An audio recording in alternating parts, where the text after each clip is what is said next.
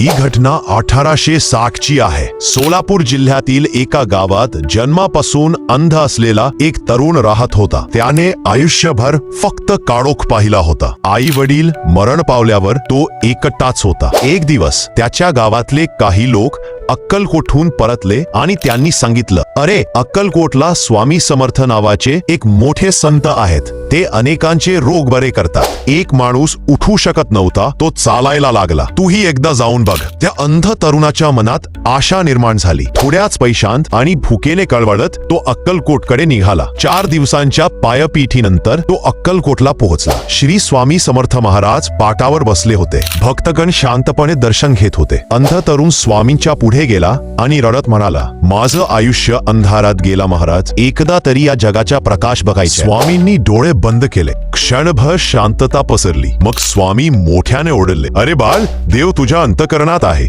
जा त्या विहिरीवर डोळे धुऊन ये. तो थोडा गोंधळला, पण लोकांनी सांगितलं, स्वामी काहीही उगाच बोलत नाही. तो विहिरीवर गेला, हाताने पाणी उचललं, डोळ्यावर शिंपडलं आणि क्षणार्धात त्याला प्रकाश दिसू लागला. सूर्य, आकाश, झाडं, माणसांचे चेहरे. आयुष्यात पहिल्यांदा त्याने हे बघितलं. तो जोरात ओरडला, महाराज, मला दिसतंय, मी बघू शकतो. लोकांनी टाळ्या वाजवल्या, काहींनी डोळे पुसले. तो धावत धावत परत आला, स्वामींच्या पायावर लोटला आणि म्हणाला, तुम्हीच माझे देव आहात. स्वामी हसले आणि फक्त एवढंच बोलले, श्रद्धा असेल तर दृष्टी मिळते, डोळ्यांनी नाही, मनाने. तुम्ही स्वामीचे भक्त असाल तर एक लाईक करा आणि तुम्ही स्वामींना आदराने काय म्हणता ते कमेंट मध्ये लिहा.